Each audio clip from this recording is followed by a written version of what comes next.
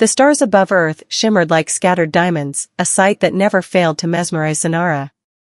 She stood on the edge of the dense forest, her iridescent skin glowing faintly under the moonlight. Her species, the Krillians, were explorers by nature, but Zanara had never expected to find herself stranded on a primitive planet like Earth.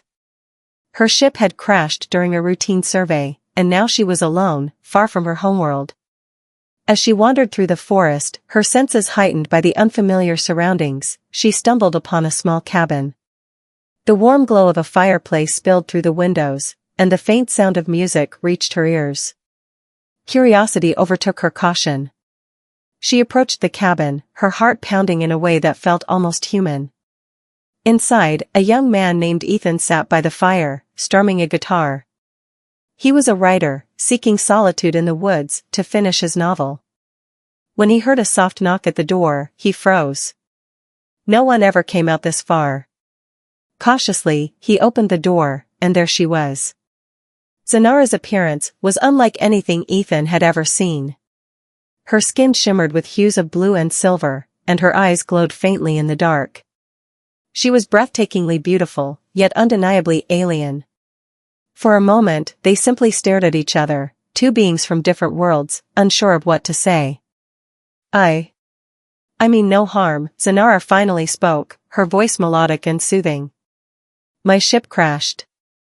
I need help. Ethan, though stunned, felt an inexplicable pull toward her. He invited her inside, offering her a blanket and a cup of tea. As they talked, Zanara explained her situation. She was stranded, her communication device damaged, and her people would not return for months. Ethan, fascinated by her story, offered to let her stay until she could find a way home. Days turned into weeks, and the two grew closer. Zanara was fascinated by Earth's beauty, the way the leaves changed color, the sound of rain on the roof, the taste of chocolate. Ethan, in turn, was captivated by her stories of distant galaxies and advanced civilizations.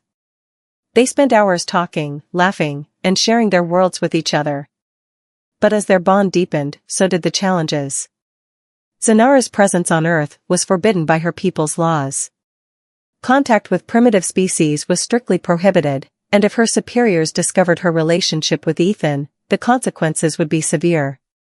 Yet, despite the risks, neither of them could deny their feelings. One evening, as they sat by the fire, Zanara turned to Ethan. I don't know what will happen when my people return, she admitted, her voice trembling. But I do know that I've never felt this way before. You've shown me a side of life I never knew existed. Ethan took her hand, his heart aching at the thought of losing her. Then let's make the most of the time we have, he said. No matter what happens, I'll never regret meeting you. Their love blossomed in the quiet moments, walking through the forest, stargazing on clear nights, and sharing dreams of a future they knew might never come. But their happiness was short-lived. One night, a bright light illuminated the sky, and a Krillian ship descended near the cabin. Zanara's people had found her. The Krillian commander, a stern figure named Valor, confronted Zanara. You have broken our laws, he said coldly. You must return with us immediately. Ethan stepped forward, his voice firm. She's not a prisoner. She's free to choose where she belongs. Valor's gaze shifted to Ethan, his expression unreadable. And what would a human know of our ways? Your species is primitive, unworthy of our attention. Zanara's eyes flashed with defiance. You're wrong, she said. Humans may not have our technology, but they have something we've lost, compassion, love, and the ability to find beauty in the simplest things. Ethan has shown me that. I won't leave him. Valor hesitated, his cold demeanor faltering for a moment. He had never seen one of his kind so deeply connected to a human. Finally, he sighed. Very well. But know this, if you stay, you can never return to Krillia. You will be exiled, cut off from your people forever. Zanara looked at Ethan, her heart full. I've already found my home, she said softly. As the Krillian ship disappeared into the night, Ethan and Zanara stood together, their hands intertwined. They knew the road ahead would be difficult, but they also knew that their love was worth every challenge.